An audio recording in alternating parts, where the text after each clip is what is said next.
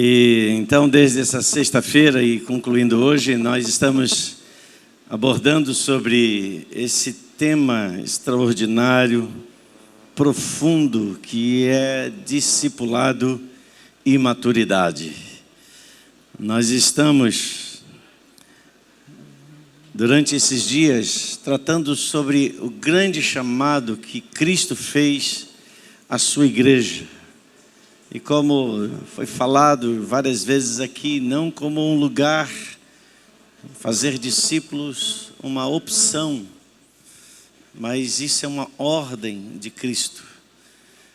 E por quê? Porque todos aqueles que fazem parte do reino de Deus são discípulos. Discípulos não nascem prontos, eles são gerados, eles são construídos. E essa construção é a própria construção de Cristo em nós.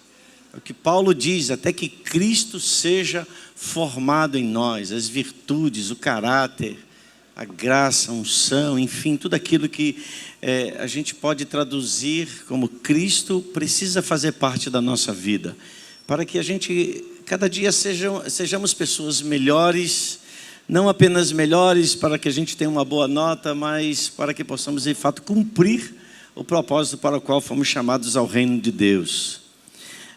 Você pode repetir isso em voz alta? A igreja de Cristo, ela é feita de discípulos. Amém? E discípulo é um processo na nossa vida, assim como a salvação, ela também não é um ato, a salvação é um processo. A palavra diz, desenvolvei a vossa salvação. Não é porque alguém levantou a mão e então ela já é um cristão, já está tudo pronto. Não, é através do processo do discipulado, onde a nossa vida é cada vez mais elevada a níveis até que nós nos tornemos semelhantes a Cristo Jesus. Esse é o nosso desafio. Você está pronto para continuar nisso? Então, durante esses 3 dias, aqueles que foram fiéis, a esse propósito de estarem aqui, nós recebemos tantas e tantas ministrações vindas através desse homem extraordinário que podemos conhecer, nosso querido Anderson Bonfim, e foi um período extremamente abençoador, onde dos seus lábios, do seu interior, fluíram palavras cheias de Deus, cheias de sabedoria. Sim ou não, gente? Quem esteve aqui em cada um desses dias, hoje também tivemos pela manhã o fórum, onde a igreja também pôde expressar a sua voz através de todos esses processos, dos momentos do discipulado, fazendo perguntas, enfim, cada um dos dias foi um momento extremamente enriquecedor.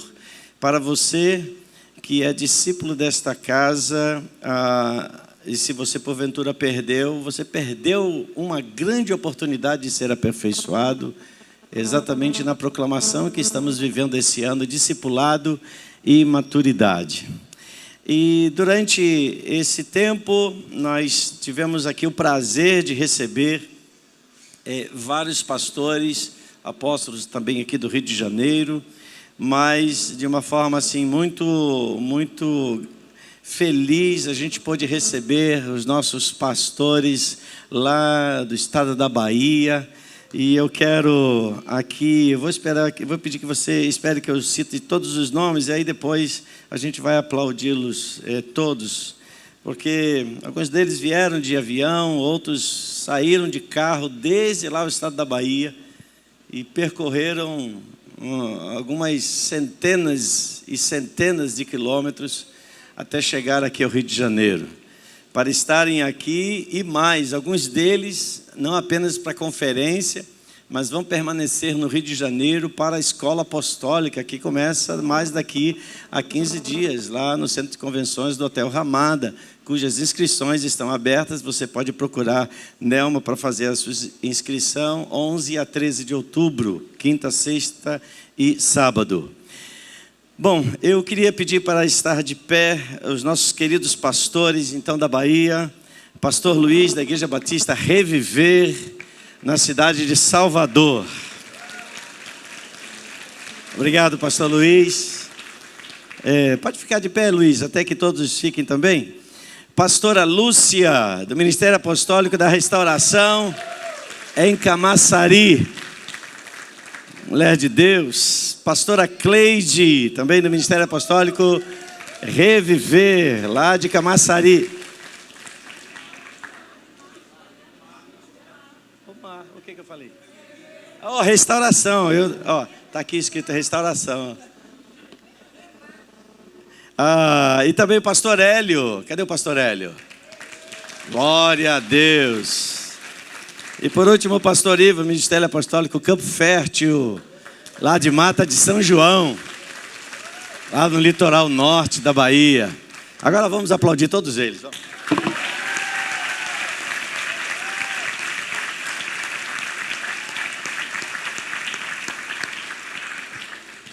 Deus abençoe a todos vocês. A partir dessa madrugada, vocês já começam a retornar para o estado da Bahia. Tem uma viagem abençoada, guardada. E aqueles que vão ficar no Rio de Janeiro também, continuem a ter uma estadia.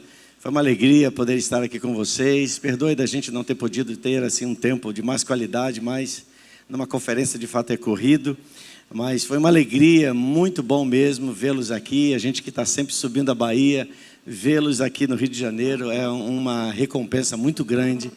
Que Deus abençoe as suas casas ministeriais. Deus abençoe aqueles que estão juntos com vocês, estabelecendo o reino de Deus ali naquelas cidades. E outros pastores também que fazem parte da paternidade não puderam estar em razão de seus compromissos de trabalho e por conta disso não estão aqui conosco nesse período. E também a gente sabe das dificuldades, né, da economia do país, onde os preços, né, de passagem aérea ficaram mesmo numa posição bem elevada, e isso certamente dificultou uma caravana maior. Mas estamos felizes, vocês estão representando centenas de vidas e o favor do Pai esteja sobre vocês. Muito obrigado mais uma vez. Eu queria anunciar também que no próximo domingo é a nossa festa dos tabernáculos. Gente, vai ser tremendo. Não sei se você sabe, mas a festa dos tabernáculos, ela tem um link muito profundo com a família. Então eu queria que você, nesse próximo domingo, às 19 horas, você viesse com toda a sua casa. Se você conhece outras famílias, que você possa trazê-los, porque nesse próximo domingo haverá um manto do Senhor, assim como a tenda do tabernáculo, ou a tenda que eles também habitaram no deserto. Haverá uma tenda estendida neste lugar, a tenda da própria presença do Senhor, para abençoar famílias. Sim ou não, gente? E está muito linda a festa, e eu creio que nós vamos entrar em outra manifestação nesse ano muito significativo para a nação de Israel. É o ano do nosso calendário, né? Do deles já passou o ano agora na semana passada, mas Israel está completando os seus 70 anos de fundação. Isso é um fato histórico. Isso é um cumprimento profético tremendo das Escrituras. E celebrar tabernáculos, entendendo que a festa de tabernáculo representa para a nova aliança que vivemos em Cristo Jesus, no sentido de revelar Cristo. E isso será certamente tremendo nesse próximo domingo, às 19 horas, conto com você. Queria também avisar que essa semana, a partir de amanhã, nós iniciamos as nossas 7 semanas Terra Fértil em sua casa. Gente, olha, o negócio está muito bom, viu? E eu queria fazer aqui um aviso a todos os semeadores. Semeadores são aquelas equipes que já estão organizadas nas células, que estarão, né, conforme aquele cadastro que foi feito, visitando, indo, proclamando o reino de Deus naquelas famílias, naquelas casas, durante essas próximas 7 semanas, que inicia então a partir de amanhã, dia 24. Nós combinamos para que vocês, ao irem no seu primeiro momento, na primeira abordagem nessas famílias, de acordo também com a autorização dessas casas que serão visitadas, para que ungissem essas casas. Nós preparamos os kits com o óleo, com as especiarias, e praticamente quase que a maioria já pegou, mas se você é semeador, então a partir dessa semana você estará iniciando as 7 semanas, antes de ir embora, você vai procurar lá no fundo, a evangelista Camila vai estar ali, vai poder entregar a você um pequeno óleozinho de unção, um pequeno reservatório com óleo de unção, para que você possa fazer isso, né, de acordo com toda aquela instrução daqueles 3 domingos de treinamento. Mas ainda lembrando que domingo que vem nós teremos a reunião com todos os semeadores. Domingo que vem, lembram daquele organograma que foi feito? Nesse domingo, então, às 10 horas, nós teremos a reunião com todos os semeadores, onde nós chamamos dessa reunião de feedback, né? Feedback, retorno, ou seja, como é que foi, o que aconteceu, nós vamos orar juntos, vocês vão compartilhar, testemunhar das coisas que aconteceram, o que foi bom, o que não foi bom, para que a gente possa em tudo estar aperfeiçoando para a continuidade das semanas que virão a seguir a essa, onde nós queremos, estão catalogadas aproximadamente 170 famílias. 170 famílias. Você já imaginou quanta gente vai ser alcançada em uma semana? O pastor Cláudio, tem que acostumar com o pastor Cláudio, né? Pastor Cláudio me passou esse domingo pela manhã, esse número. E porventura, você semeador também, acho que quase todo mundo já pegou, mas porventura um ou outro aí não pegou o livreto, por favor, mande uma mensagem para o pastor Cláudio, que ele vai mandar esse livreto em PDF para você poder então ter o material, estudar e tudo mais para as semanas que vão a seguir. Eu queria pedir que, por favor, todos os semeadores ficassem de pé. Todos aqueles que vão operar nessa semana ficassem de pé. Aqueles que já foram separados nas suas células. Está tudo já acordado. E você já sabe como você vai fazer para chegar nessas casas. Todo mundo já tem o endereço, já deve ter agendado o dia e o horário. Eu amanhã já estarei indo em uma das famílias, e também acho que na próxima quarta-feira em outra família. Enfim, nós vamos caminhar, andando por toda parte, fazendo bem, gerando poder de Deus, curas, milagres vão acontecer sobre essas casas, sobre essas famílias. Vocês estão crendo nisso, gente? Creia nisso, Deus vai usar você de uma forma extraordinária. Você vai ver claramente que isso não é com você, isso é coisa do Espírito de Deus. Não é a partir das nossas habilidades naturais, será a unção de Deus purinha que vai fluir na sua vida. Amém, queridos? Vem cá, evangelista, mestre Felipe, eu estou juntando hoje os evangelistas todos. Nós vamos orar, e eu queria que você, semeador, colocasse a mão no seu coração.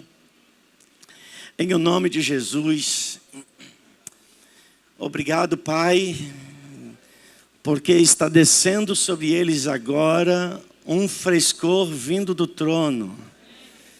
Em nome de Jesus, eu lanço esta palavra agora sobre você, eu lanço esta palavra sobre todo o teu entendimento, que haja um fluir sobrenatural, que o Espírito de Deus já preparou todo o movimento, desde a saída da sua casa até a chegada a essas famílias. Toda a interrupção já foi removida em nome de Jesus, todo obstáculo já foi cancelado em nome de Jesus. E eu louvo o teu nome, Senhor, pela unção do Espírito na sua vida, que vai ser o instrumento para quebrar todo jugo sobre aquelas casas, sobre aquelas famílias. Eu te louvo, Senhor, porque haverão muitas casas aqui visitadas, que já se renderão ao poder salvador de Cristo Jesus. Obrigado, Pai, porque isso vai continuar de uma forma extraordinária, de uma forma sobrenatural. Eu te louvo, Senhor, por coisas que vão além do nosso entendimento acontecendo. Em nome de Jesus, que nós aprendemos nesses dias, oferece teus 5 pães e 2 peixinhos ao Senhor. Deixa de lado o que você pensa que é a sua incapacidade.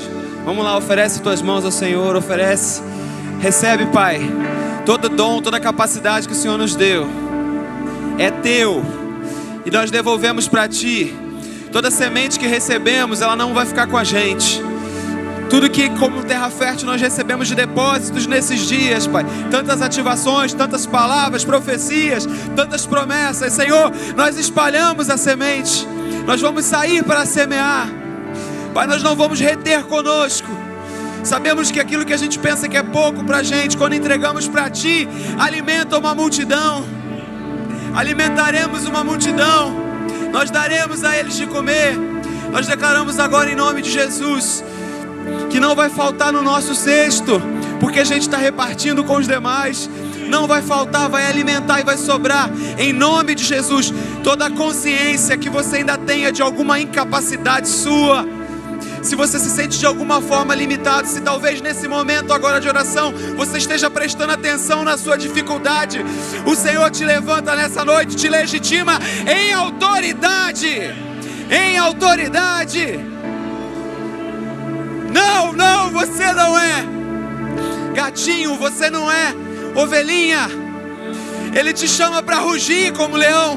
Você não é tímido. Receba ousadia, poder, moderação. O Espírito de Deus que em nós habita te levanta nessa noite.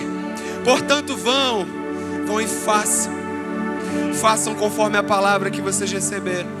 Em nome de Jesus. Amém. Eu os abençoo e os envio. Vocês vão e vão produzir muito fruto. E os frutos serão apresentados diante do Pai. Recebam agora em nome de Jesus. Recebam em nome de Jesus. Diga: eu vou. Diga: no Senhor eu vou. Amém. Amém. Amém. Assim será. Glória a Deus. Tome seu lugar.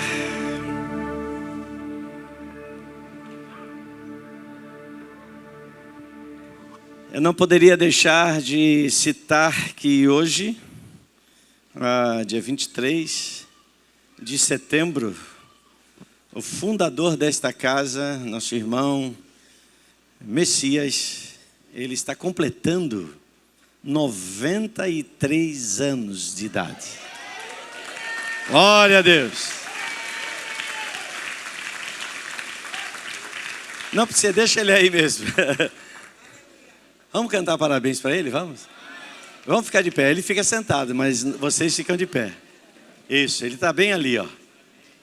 1, 2, 3. Cadê? Não tem teclado não? Cadê o parabéns para você? Ô Gustavo, eu vou botar cola ali para você não sair mais dali. Cadê o Gustavo? 1, 2, 3, vamos lá.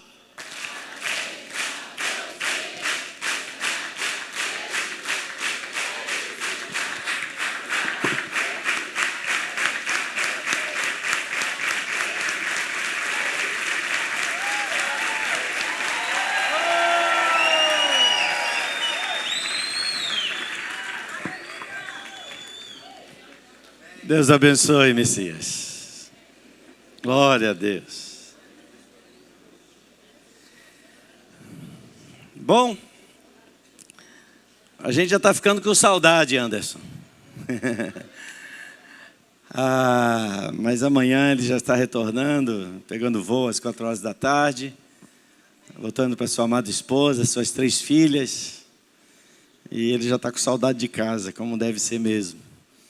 Mas a gente ainda quer pegar um pouquinho desse óleo que está aí em você. Por favor, Anderson Bonfim, fale para nós. Deus te use mais uma vez, querido. Glória a Deus. Amém. Quantos foram abençoados durante esses dias aqui? Glória a Deus. Gente, os vídeos das ministrações, inclusive de hoje, a partir de amanhã, já estará no YouTube, ok? É só você entrar lá na página do YouTube, lá na pesquisa, você põe Terra Fértil ou Matf, que vai abrir os vídeos e com isso você vai poder rever todas as ministrações desde sexta-feira.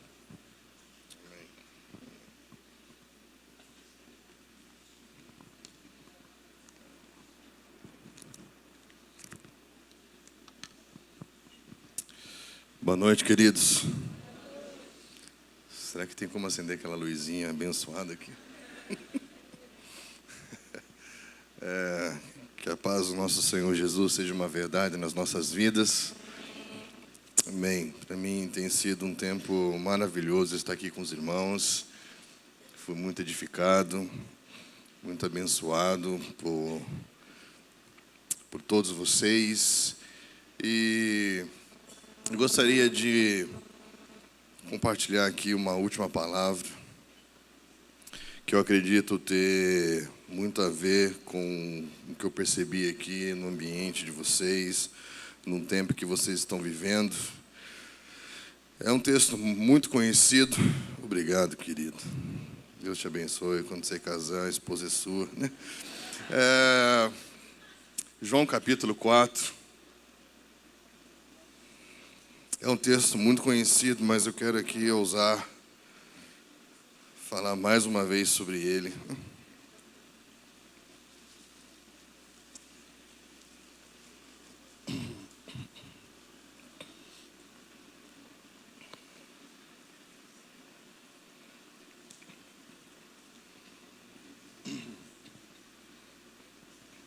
Eu queria compartilhar com vocês como nós desenvolvemos uma comunidade de homens e mulheres de acesso.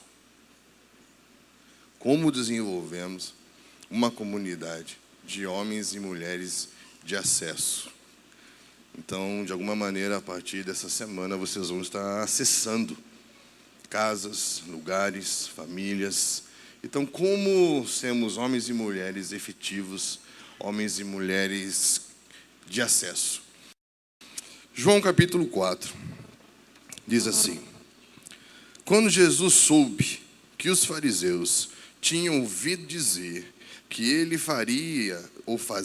batizava mais discípulos que João, se bem que Jesus mesmo não batizava, e sim os seus discípulos, deixou a Judéia, retirando-se outra vez para a Galiléia, e era-lhe necessário passar pela região de Samaria. Assim, Jesus chegou a uma cidade samaritana chamada Sicar, perto das terras que Jacó tinha dado ao seu filho José. Ali ficava o poço de Jacó, e cansado de viagem, Jesus sentou-se junto ao poço, e era por volta do meio-dia. Nisso veio uma mulher samaritana tirar água, e Jesus lhes disse: dê-me um pouco de água, pois os seus discípulos tinham ido à cidade comprar alimentos. Então a mulher samaritana perguntou a Jesus: como sendo o Senhor um judeu, pede água a mim, que sou mulher samaritana? Ela disse isso porque os judeus não se dão com os samaritanos. E Jesus respondeu: se você conhecesse o dom de Deus e quem é que está lhe pedindo água para beber, você pediria e ele lhe daria água viva. Ao que a mulher respondeu: o Senhor não tem balde e o poço é fundo. De onde vai conseguir essa água viva? Por acaso o Senhor é maior do que Jacó, o nosso pai, que nos deu o poço, do qual ele mesmo bebeu, assim como seus filhos e o seu gado? Jesus respondeu: quem beber dessa água voltará a ter sede, mas aquele que beber da água que eu lhe der, nunca mais terá sede. Pelo contrário, a água que eu lhe der será nele uma fonte a jorrar para a vida eterna. A mulher lhe disse: Senhor, quero que me dê essa água para que eu não mais tenha sede e nem precise vir aqui buscá-la. Jesus disse: vá, chame seu marido e volte aqui. Ao que a mulher respondeu: não tenho marido. Então Jesus disse: você tem razão ao dizer que não tem marido, porque já teve 5, e esse que agora tem não é seu marido. E o que você disse é verdade. A mulher então disse: agora eu sei que o Senhor é um profeta. Nossos pais adoravam nesse monte, mas vocês dizem que Jerusalém é o lugar onde se deve adorar. Jesus respondeu: mulher, acredite no que eu digo. Vem a hora em que nem neste monte, nem em Jerusalém vocês adorarão ao Pai. Vocês adoram o que não conhecem. Nós adoramos o que conhecemos, porque a salvação vem de judeus. Mas vem a hora, e já chegou, em que os verdadeiros adoradores adorarão ao Pai em espírito e em verdade, porque são esses que o Pai procura para seus adoradores. Deus é espírito, e é necessário que os seus adoradores o adorem em espírito e em verdade.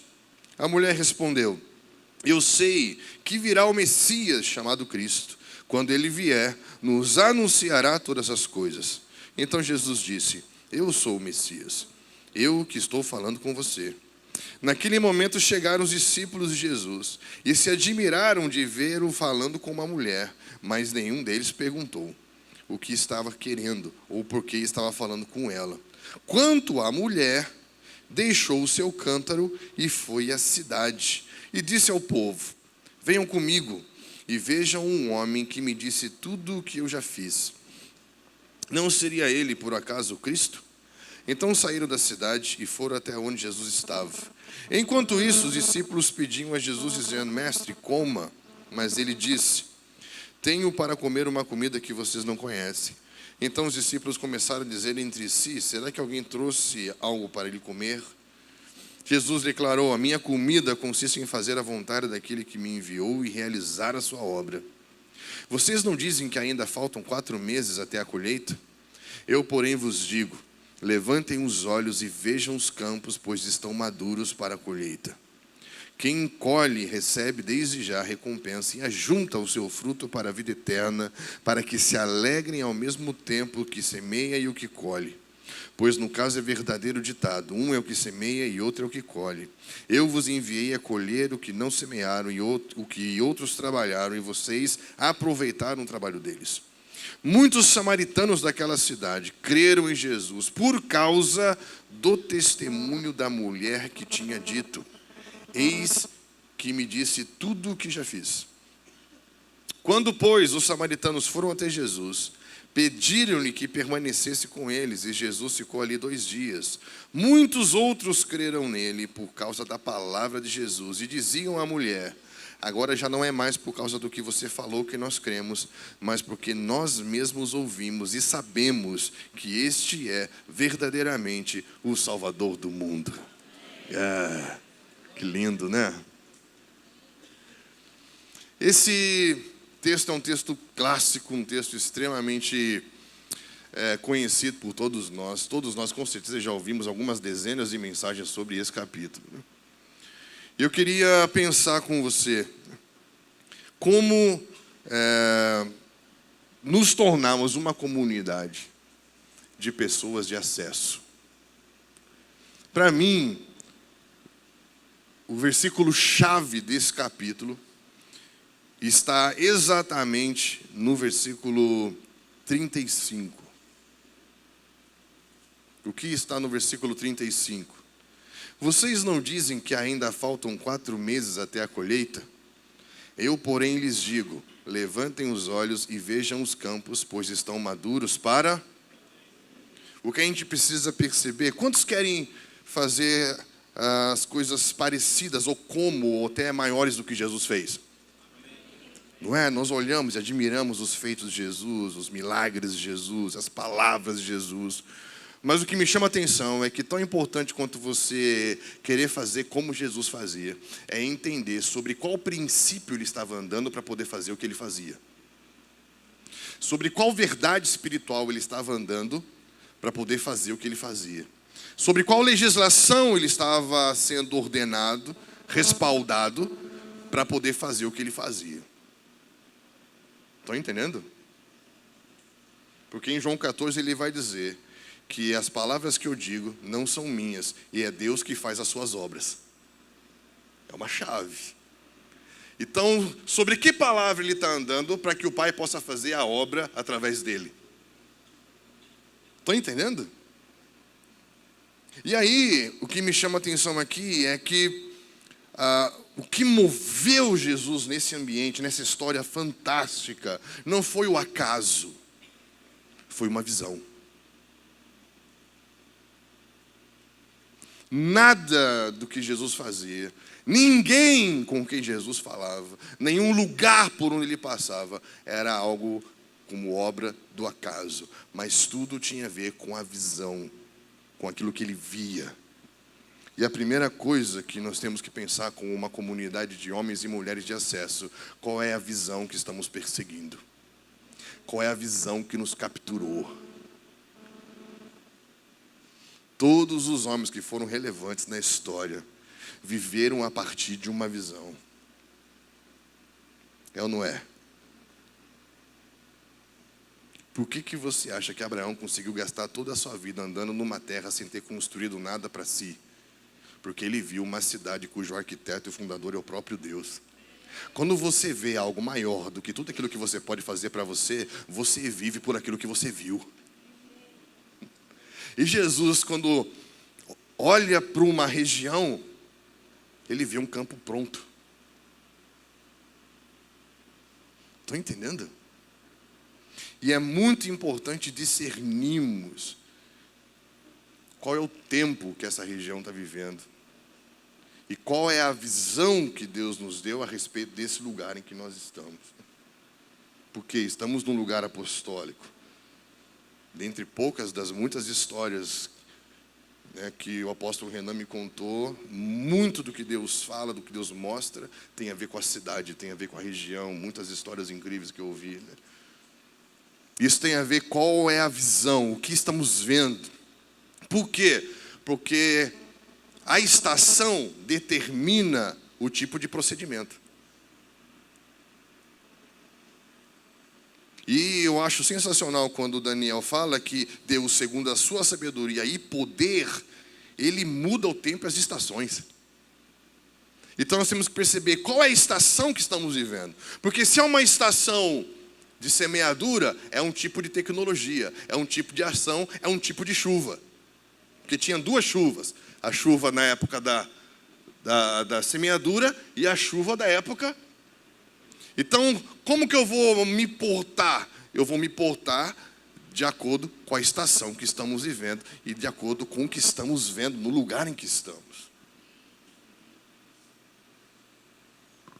Precisamos ter uma visão. Por que estamos aqui? Para onde estamos indo? E Deus está dando uma visão de semeadura. Estamos juntos?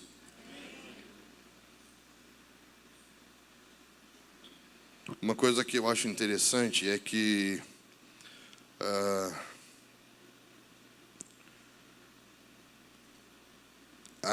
uma estação, seja de semeadura ou seja de colheita, ela vai exigir estruturas adequadas. E a maturidade da colheita não pode vir antes da maturidade do ceifeiro. Já parou para pensar se a colheita fica pronta antes do ceifeiro ficar pronto? Por isso que nós temos que preparar muito bem uma comunidade de acesso para que possa entender o tempo de semear, possa entender o tempo de colher. O que moveu Jesus não foi o acaso, foi uma visão. Ele viu. E ele viu o que ninguém estava vendo, ele viu a realidade. Ele viu um lugar, uma região que tinha muita gente pronta para ser tocada. Uau! O que estamos vendo? Você consegue ver nessa região um lugar com muita gente pronta para ser tocada? Sim ou não? Jesus viu isso. Isso parou ele. Porque ele estava passando por um lugar e ele viu. Ele foi capturado por uma visão maior do que ele mesmo. Ele viu. Opa! Só que aí que está a questão. Quando ele viu o lugar, o que ele precisa? Ele precisa de acesso. Ele precisa de acesso a esse lugar. E aí nós vamos ver um desenrolar de uma história que ele vai, através de uma mulher, ter acesso a um lugar. E esse lugar todo vai ser tocado. Mas você pode me dizer assim, pastor, eu não consigo ver. Eu não consigo ver. Eu não consigo perceber. Primeiro conselho que eu quero te dar: saia da sua zona de conflito pessoal. Qual foi o momento em que Jesus passa por Samaria e tem a visão de um campo pronto para ser colhido? Quando ele sai de uma zona de conflito. Você percebe que no versículo 1 tem uma zona de conflito aqui, não? Veja se isso não é muito comum no nosso meio. Jesus soube que os fariseus tinham ouvido dizer que alguém falou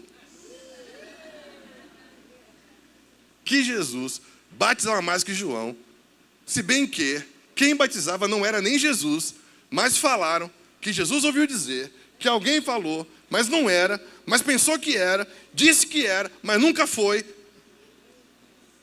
Eita coisa de crente. Percebe? Jesus olhou para aquela situação e ele falou assim, não, eu tenho que sair desse ambiente. Porque enquanto nós estivermos dentro desses ambientes de conflitos pessoais, nós não temos percepção espiritual nenhuma.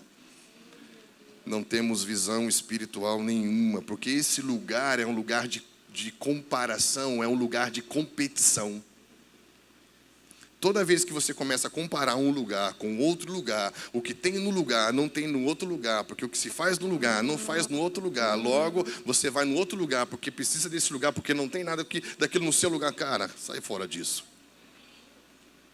Sai disso, porque já não existe mais visão espiritual de tocar campos prontos para serem colhidos. Já é cada um querendo reafirmar o seu a partir da depreciação do outro. Quando nós começamos a trabalhar a partir desse plano pessoal de comparação e de competição, nós nos tornamos homens limitados na nossa visão. Porque eu já não consigo ver os campos dele, porque eu estou cuidando das coisas minhas, lutando pelas coisas minhas. Então, hoje de manhã, por exemplo, acendeu uma luzinha amarela para a gente. Por quê? Porque a gente percebe ainda no nosso bate-papo que existe muita dor das histórias, das experiências com discipulado, das experiências com liderança. Estão entendendo? Isso pode deixar você refém de conflitos pessoais. E você está aqui comparando com o que foi no outro lugar, mas que não teve no outro, mas que... Estão entendendo? Você está aqui, mas ainda você está de alguma maneira ligado ao passado, ligado às experiências ruins, aí você compara, mas será que o ministério de Jesus é igual ao de João Batista, mas e os discípulos? Estão entendendo? Porque enquanto você fica envolvido com esses conflitos pessoais, você não consegue perceber a estação em que Deus está colocando vocês como igreja. Nós precisamos sair disso. Ele saiu desse lugar de conflito pessoal e foi para a região da Galileia, que era um circuito amplo de várias cidades. Então você sai de um lugar sufocante, que te faz sofrer, que te faz ficar tenso, adoecer, porque esse ambiente de comparação ele é muito ruim, não é? Você se sente observado, avaliado o tempo todo, e você fica tenso, sempre querendo provar alguma coisa, ou mostrar alguma coisa. Então você tem que sair disso. Respira.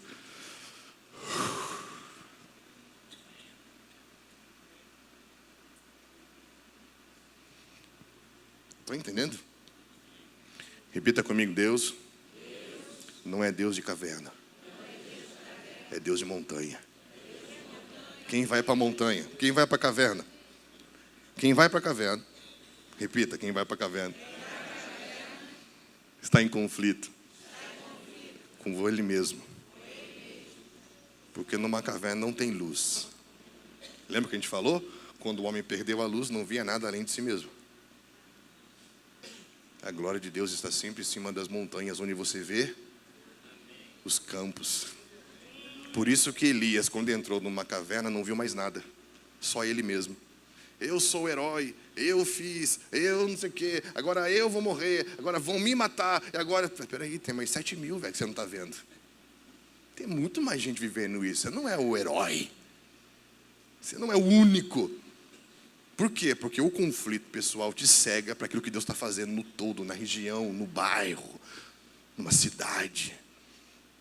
Primeiro conselho que eu quero deixar, né, como um amigo, sai desse lugar.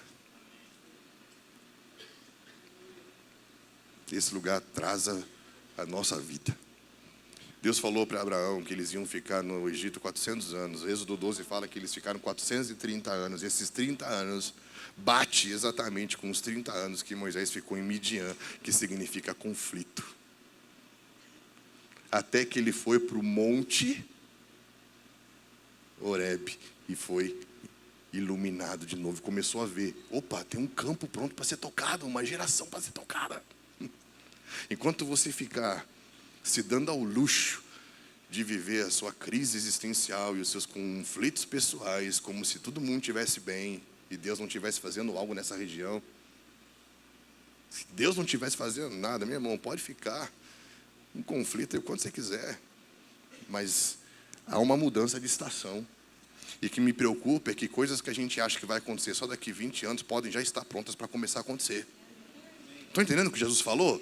Vocês acham que vai acontecer daqui 4 meses. Ei, levanta os olhos e vejam. Para de olhar para você mesmo e veja. Já tem algo pronto para ser tocado.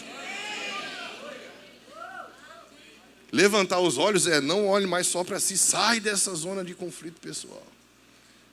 Eu quero te dizer uma coisa. Se um dia você quiser me encontrar, não vá nesses lugares. Se é uma coisa que eu estou fazendo, é fugindo de zona de conflito de egos. Porque esse lugar não é um lugar visionário, muito menos profético. Estamos juntos? Temos que ir para um lugar em que o Senhor nos dê de novo uma visão. Precisamos voltar a ver os campos, uma região. Por que estamos aqui? Por que estamos nesse lugar? Nós já temos a missão. Agora temos que ter uma visão. Temos que caminhar para aquilo que o Senhor está nos mostrando. Isso faz sentido para vocês, irmão?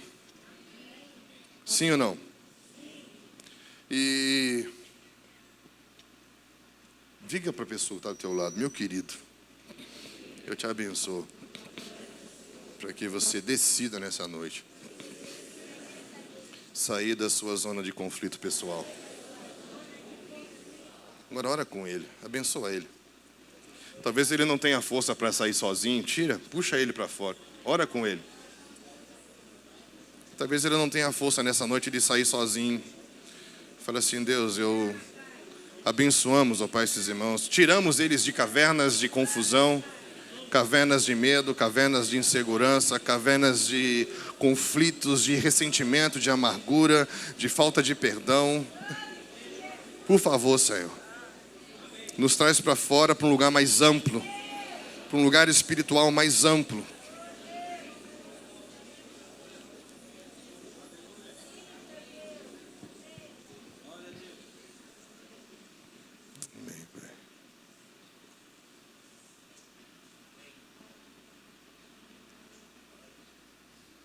Você crê nisso?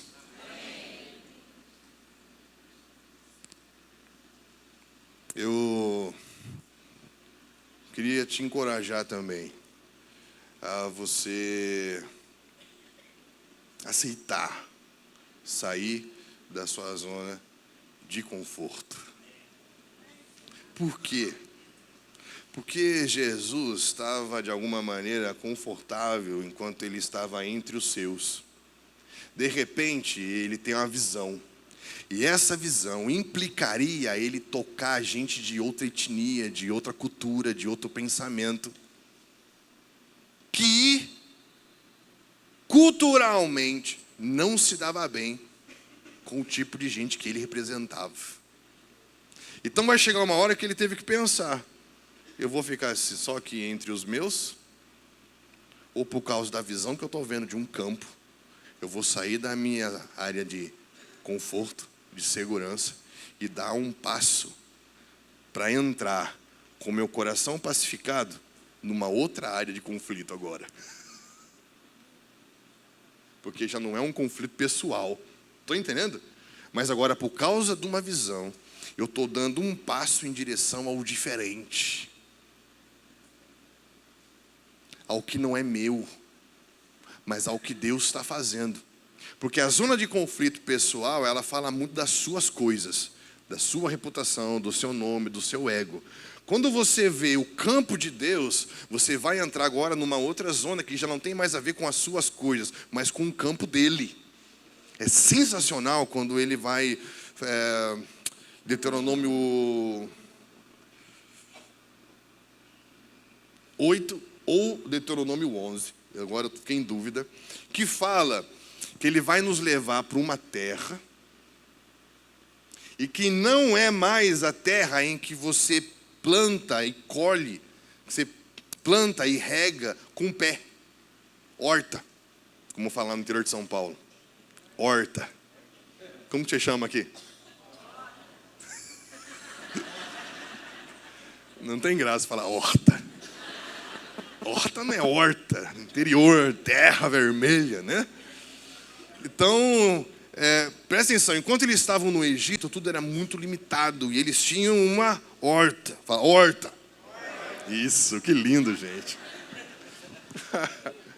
Por quê? Porque eu consigo plantar e regar com o pé, porque é pequenininho. Ele fala, eu vou levar vocês para uma terra de montanhas e de vales, que quem vai regar vai ser o próprio Deus, com chuva. Olha que lindo isso. Então, enquanto você está vivendo a sua zona de conflito pessoal, você está ali, de alguma maneira, lutando pela sua horta. Quando você começa a ter a visão de um campo, numa região toda, como essa, você começa a perceber assim, não, isso aqui não dá para eu plantar com o meu pé não, filho. Eu vou ter que entrar num campo agora, de quem cuida e que pertence ao Senhor. Uma visão mais ampla. Abençoo para que Deus amplie a visão de vocês. Nunca menospreze algo que Deus falar para vocês. Quando Deus falou para Abraão, vou dar um filho, ele falou assim, é só um filho, fazer com H mesmo. Não. Nunca menospreze, né? Porque o que Deus estava prometendo para ele, Deus ia fazer para ele. E isso tinha a ver com algo muito maior do que ele. Nós não podemos falar de palavras grandes para gente que vem pequeno. Nós temos que começar a ser redimensionados e começar a ganhar o tamanho da palavra que carregamos. E isso fala de uma mudança. Eu preciso sair desse ambiente de conflito, de crise pessoal, de horta, das minhas coisinhas, e começar a entender que o Senhor está me levando para uma região de montanhas e vales, e Ele vai me mostrar um campo pronto para ser tocado, e quem vai fazer tudo é Ele mesmo. Uau, cara! Estamos juntos? Abertos para essa mudança? E quando você sai da sua zona de conforto, você vai começar agora a ver gente. Você vai ter o seu olhar humanizado. Porque ele viu um campo. E agora, como que eu vou fazer para entrar nesse campo? Tanta gente para ser tocada. Como que nós vamos entrar nessa região? E aí? Sabe o que ele faz? Ele redime uma estratégia que foi usada na queda. Por quê? Porque estavam ali o homem e a mulher, felizes, relaxados, desfrutando de tudo. E, de repente, uma serpente falou, eu preciso acessar esse lugar. E eu preciso de alguém que me dê acesso a esse lugar. Só que a intenção era contrária. Jesus queria um acesso para salvar. A serpente pensou, eu preciso de alguém que me dê um acesso para desestabilizar isso, para tirar eles desse lugar. Estão entendendo? Então a serpente foi e começou a se comunicar com quem? Com uma mulher. E a partir desse diálogo com essa mulher, acessou aquele lugar e trouxe uma maldição para aquele lugar. Olha que interessante, como essa estratégia não é nova. Jesus olhou para um lugar, mas ele não queria amaldiçoar aquele lugar, queria salvar aquele lugar. Estamos juntos? Estamos numa região que está pronta para ser tocada? Como vamos acessar? Jesus falou: está vindo uma mulher. Talvez ela seja a pessoa de acesso. Isso é tão legal, sabe por quê? Porque torna a nossa missão de tocar uma região viável, possível, sustentável, e não faz dela menos espiritual. Porque é Deus que vai fazer. Mas eu não vou sofrer de uma síndrome luciferiana de grandeza. Por quê? Porque eu vou tocar uma mulher, eu vou me conectar com uma pessoa como se eu estivesse tocando uma cidade toda. Você já parou a pensar que Jesus tocou toda uma região tocando uma pessoa só? Porque a gente desanima quando a gente fala com uma pessoa só. Mas se Deus te levar para tocar uma casa, que através de uma casa você toca uma região toda, já parou a pensar nisso? Eu tenho testemunhos hoje de amigos da equipe que começaram tocando uma mulher numa cidade que tinha um negócio e ajudando o negócio de uma mulher. E através de uma mulher eles acessam agora todos os negócios da cidade. Podia ter ficado desanimado. Confesso que quando eles me falaram: estão ali ajudando uma mulher de um negócio na cidade. Eu falei assim: é grande? Eu falei: não. Eu falei assim: ô Jesus, ajuda eles. Porque a gente tem aquela coisa do volume, do barulho, não é? Você já parou para pensar que Jesus chegou num tanque de Betesda que tinha mais de 300 enfermos e ele curou um só e impactou todo mundo? Ele curou uma pessoa, ficou todo mundo assim: uau! Se fosse a gente hoje, como que seria? Primeiro que jamais nós iríamos para um lugar com mais de 300 pessoas sem um carro de som. Não é? Teríamos ali o nosso trio elétrico, teríamos uma banda bem barulhenta. E aí, no momento certo, nós iríamos fazer a grande proclamação: Deus vai curar todo mundo hoje! E aí passa. E não deixou impacto nenhum. A minha cidade fez esse ano a maior celebração pública da história do Brasil. Aleluia. Impacto? Zero. Por que a gente não curte fazer como Jesus fazia? Porque só é legal quando é multidão. Por que a gente não humaniza o nosso olhar ao ponto de poder dar tudo de nós para uma pessoa, como se através de uma pessoa pudéssemos tocar tudo? Não é lindo isso, gente? Porque Deus não trabalha de forma massificada. Deus trabalha de forma personalizada. Deus não chama por multidão, Ele chama pelo nome. E Jesus começou a quebrar vários paradigmas para poder se conectar com aquela mulher. E eu queria que você tivesse coragem em Deus para sair dessa zona de conforto e de segurança pessoal, para estar aberto a quebrar paradigmas, sem ir a uma região, casas, pessoas com um coração preconceituoso, com um coração de julgamento, com um coração de eu sou filho, você é criatura, com um coração de superioridade. Estão entendendo? Jesus não era assim, cara. Jesus é tão maravilhoso porque eu tenho plena convicção no meu coração que Jesus não morreu na cruz por causa da minha capacidade. mas pelo meu valor e pelo meu significado.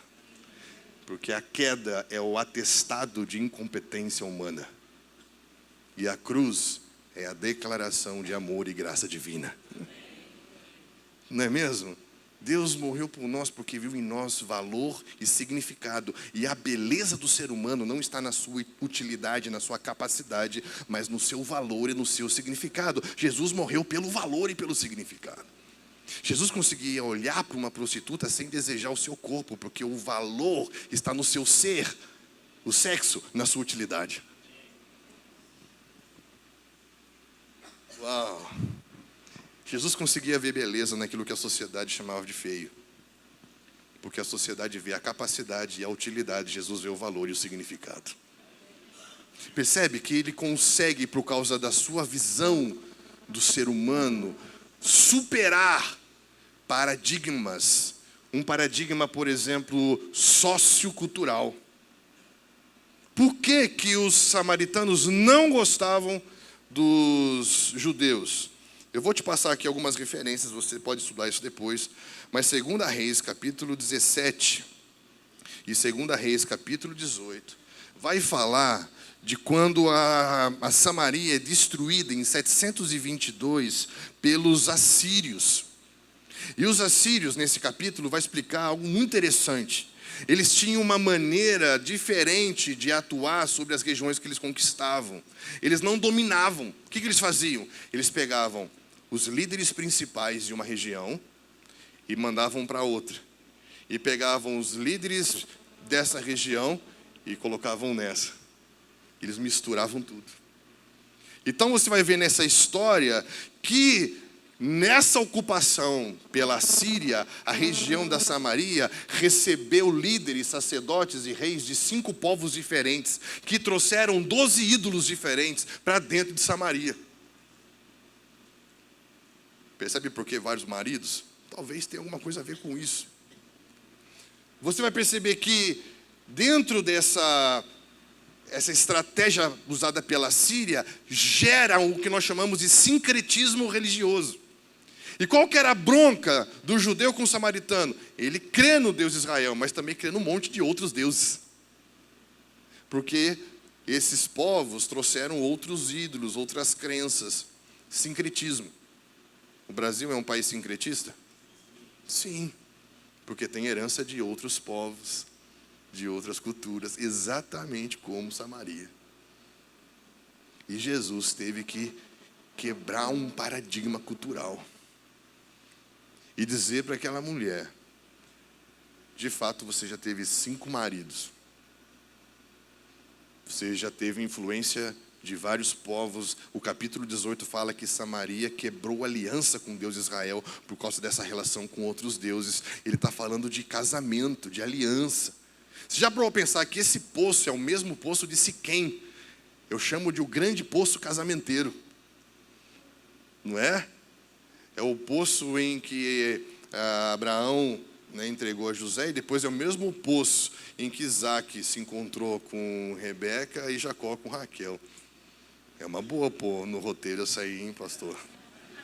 A excursão, o poço casamenteiro. A próxima viagem para Israel. Você deixa comigo essa parte aí do poço casamenteiro. Todos os solteiros aí vão ser abençoados. Eu nem ouvi um aleluia. Vocês estão tranquilos ficar solteiro, então? Dá um glória aí, irmão. Estamos falando do poço casamenteiro. Tem quantos solteiros aqui? Ah, tá bem, tem pouco. Tá bom. Isso. Voltando ao tema. Depois de uma piada muito sem graça.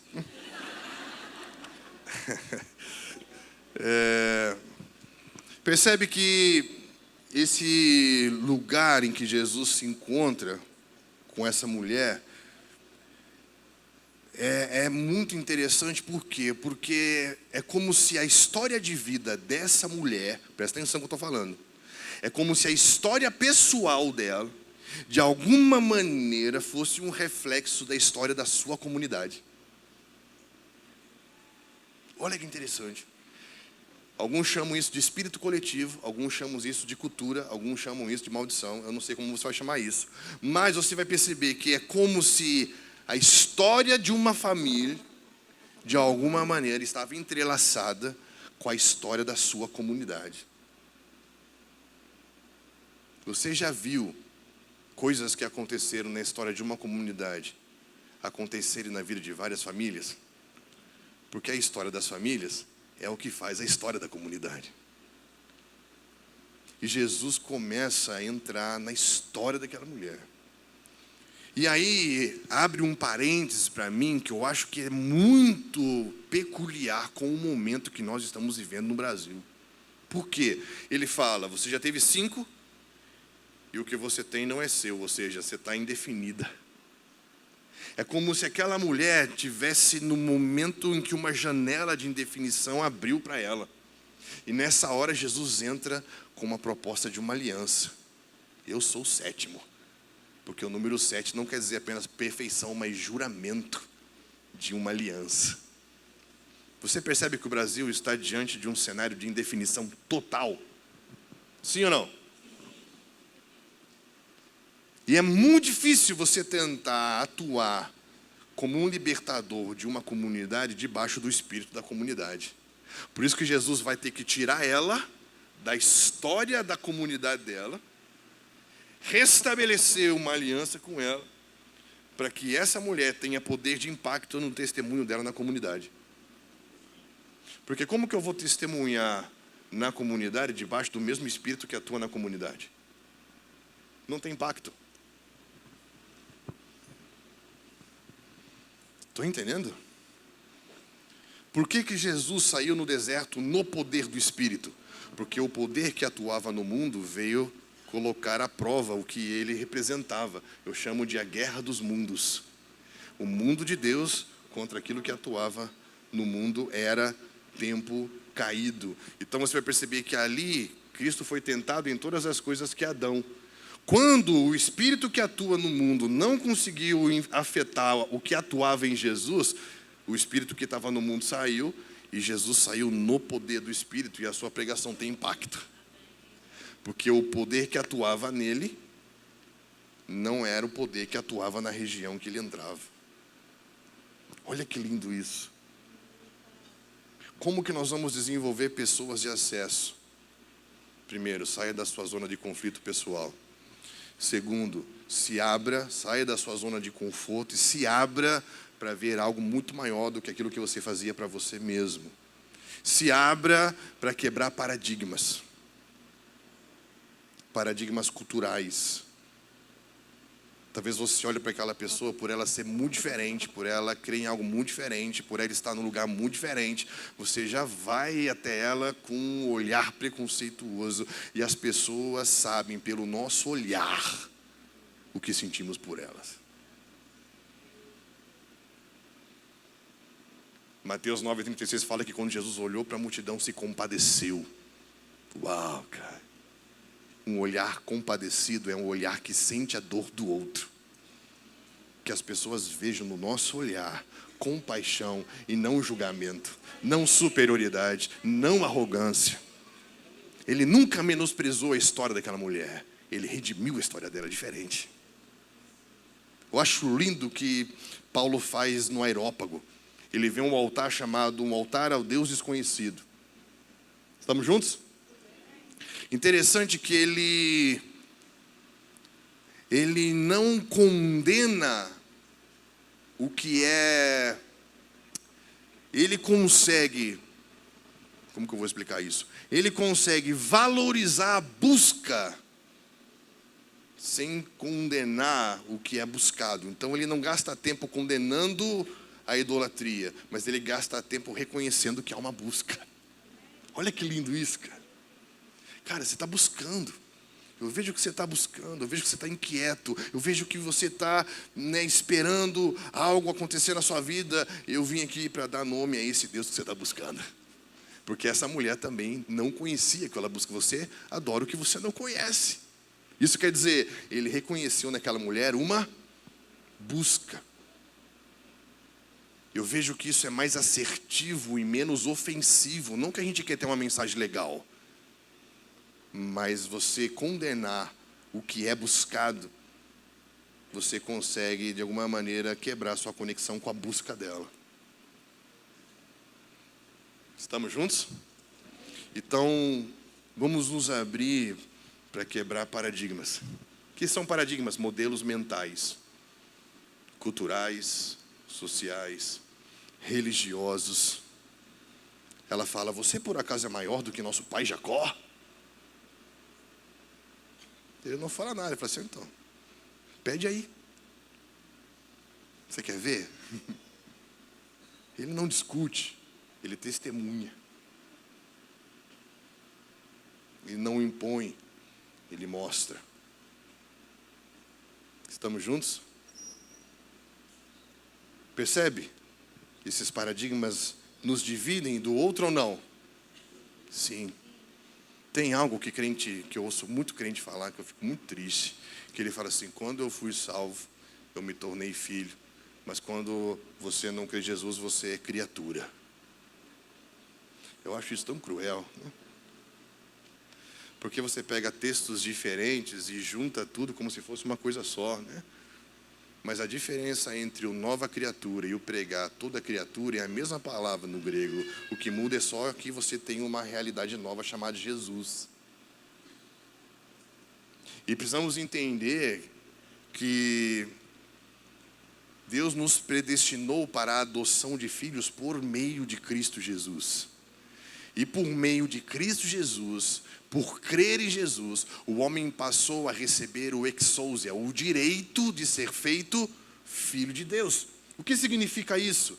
Que a diferença entre nós que cremos em Jesus e alguém que ainda não crê em Jesus é a mesma situação que acontece com a minha esposa todos os dias na casa de acolhimento que ela trabalha com as crianças.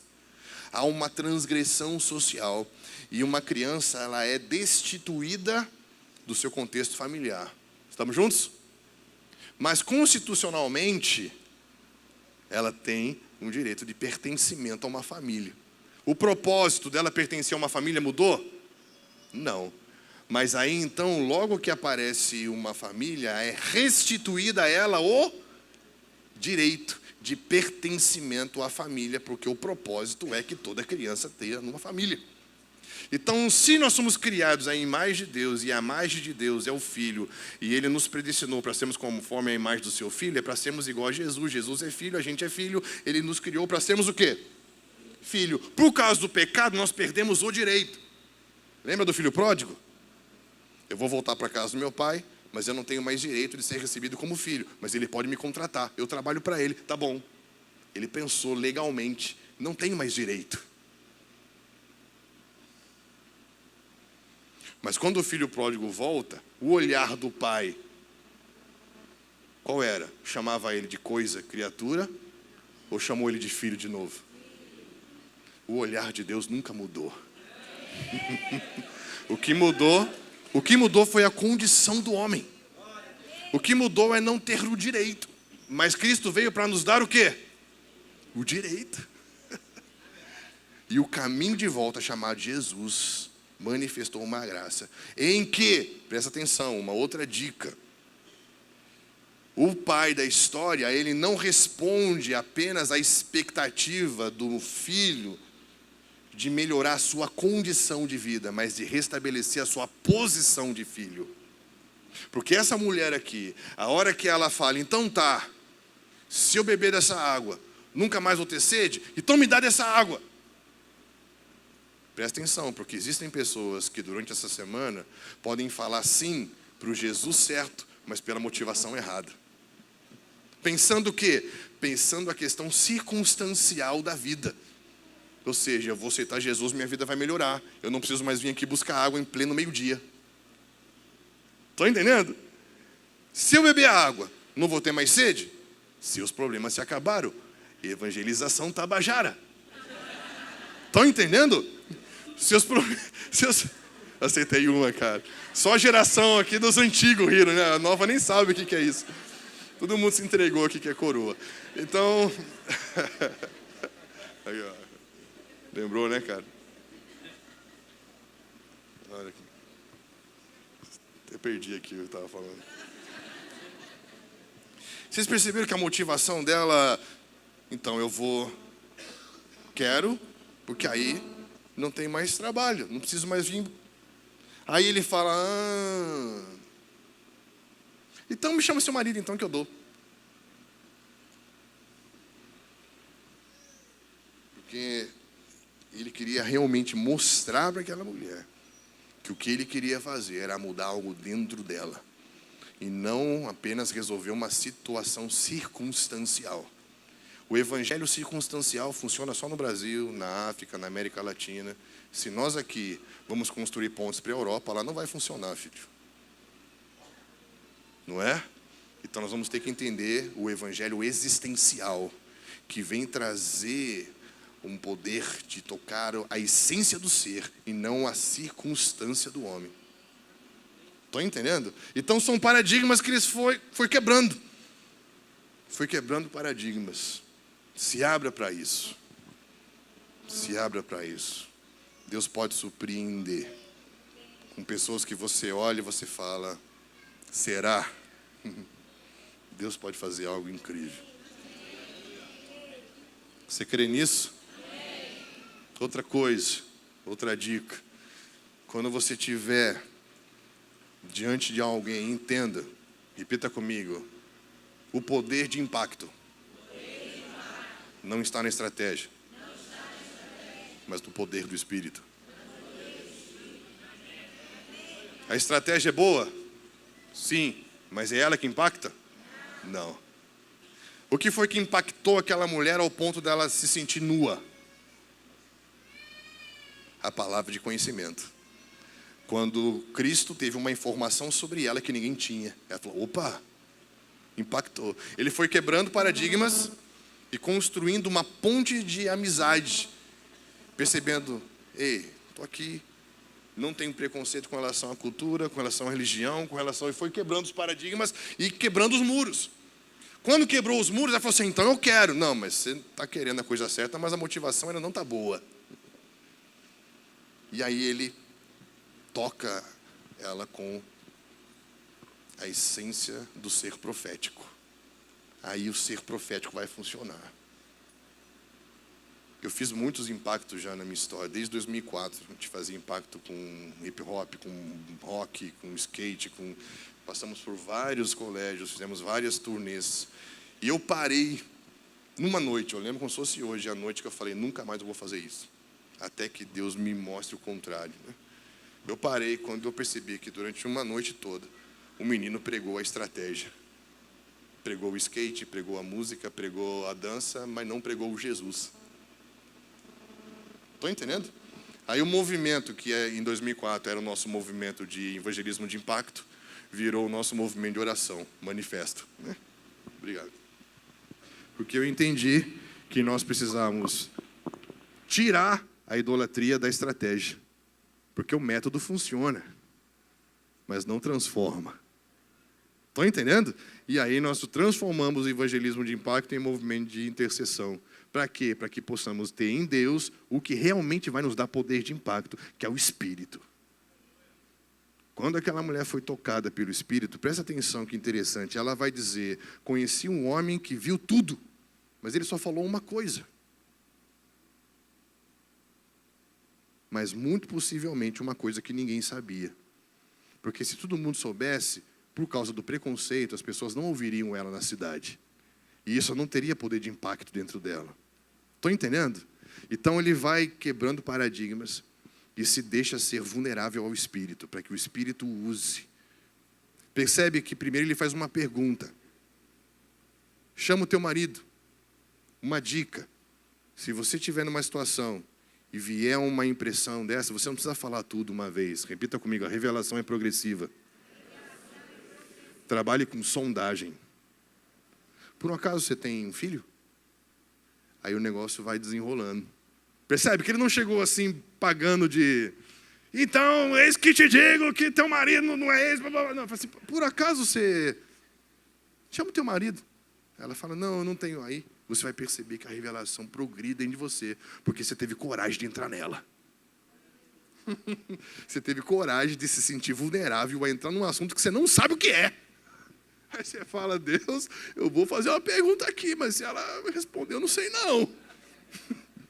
E aí vem o profético dentro de você. O profético está aqui, deixa só ele fluir, filho. Entende isso? Isso tem a ver com sair dessa zona de conforto e se expor. Se expor para ver Deus movendo, e vai ser lindo o que Deus vai fazer. O Espírito começa a se mover. Depois você vai perceber que por meio do Espírito ele revela o Pai. E ele se apresenta, eu sou o Filho que vai fazer tudo funcionar. Né? Você vê a Trindade se aparecendo aqui nesse contexto de uma maneira maravilhosa. Né? E por fim, o que eu acho incrível é que essas pessoas de acesso que nós vamos formar, que nós vamos tocar, né? Pessoas que podem colocar essa igreja em alguns lugares importantes dentro dessa região, né? Essas pessoas elas vão assimilar de uma maneira muito prática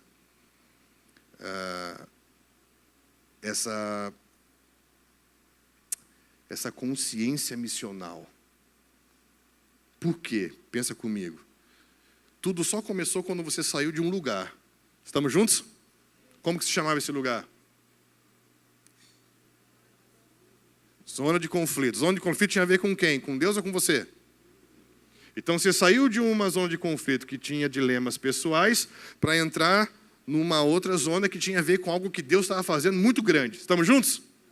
Olha que interessante o que vai acontecer aqui no versículo 28. Quanto à mulher, depois que os discípulos chegaram, deixou o seu cântaro e foi à cidade e disse ao povo, venham comigo. Blá, blá, blá. Eu acho sensacional isso, cara. Por quê? O que era o cântaro? Era o que ela estava usando para ir buscar água. Para quem? Para quem? Para ela. O texto fala, ela pegou o cântaro, deixou no chão e foi para a cidade, velho. Tudo só aconteceu porque você fez o quê? Você estava na sua zona de conflito, deixou isso quieto e foi para aquilo que Deus estava mostrando. Sabe como se chama isso? Efeito onda. O que vocês estão começando essa semana, nós chamamos de efeito onda. Um começou a mover, que tocou outro, que também começou a mover, que tocou outro, que também... Isso, se vocês perseverarem, pode ter cheiro de avivamento. Não sei. Sem carro de som, sem barulho. Casa a casa.